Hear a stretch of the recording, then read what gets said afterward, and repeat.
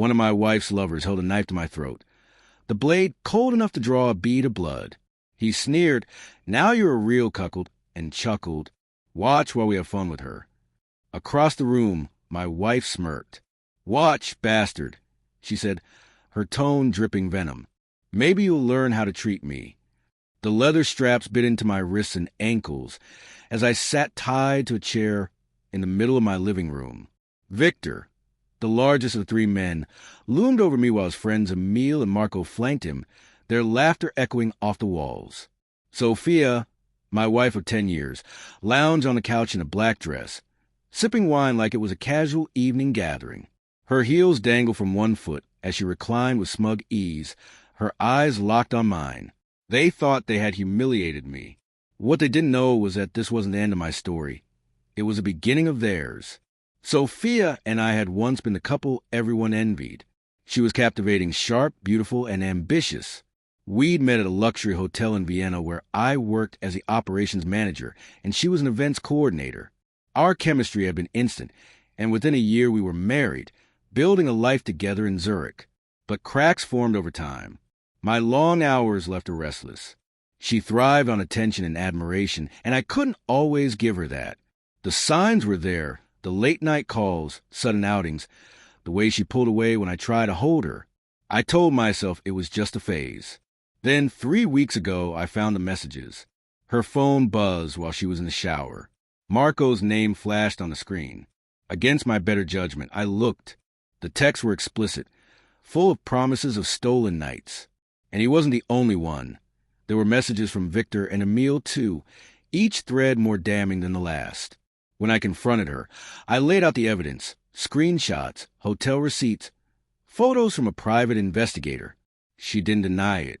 She laughed. "You've been playing detective? Pathetic." When I asked how she could do this, she shrugged. "Because you're boring, Elias. You bury yourself in work. They know how to treat me. They make me feel alive." She smirked. "And you'll never be man enough to stop me." 2 nights later, I came home to find all 3 men in my living room. Victor was in my chair, feet on the coffee table. Marco and Emile stood with beers in hand, and Sophia was between them, laughing like I didn't exist. Before I could react, Victor blocked my way and pulled out a knife. "Sit down," he ordered. I resisted, but they shoved me into the chair and tied me down. Victor leaned in close. "Now you're a real cuckold. Watch while we have fun with her." Sophia's eyes were cold. "Maybe you'll learn something." The humiliation burned, but beneath it, my mind was already turning. I memorized every detail, every laugh, every gesture, and swore I would make them pay. Victor was first. I knew his routine as a nightclub bouncer. One night, I waited in the alley where he parked. When he appeared, I stepped from the shadows, a baseball bat hidden under my coat. He laughed when he saw me, until I swung. The crack of wood against ribs echoed in the dark.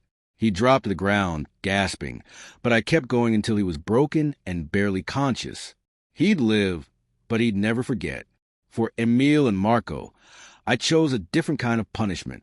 Emile was married with 2 children, his life built on respectability. Marco was a rising star in the art world. I gathered every shred of evidence, photos, messages, hidden camera footage, and sent to Emile's wife. She filed for divorce the next day, taking the kids and half his assets. His employer found out and fired him. Marco's ruin was public. I leaked everything to the press.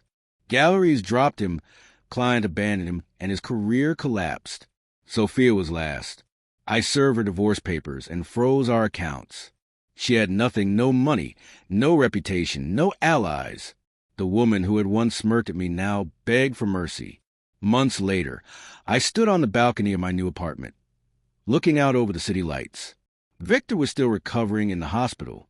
Emile was working odd jobs, alone and broke. Marco had fled the city in disgrace. Sophia was a ghost of her former self. Revenge isn't just about destruction.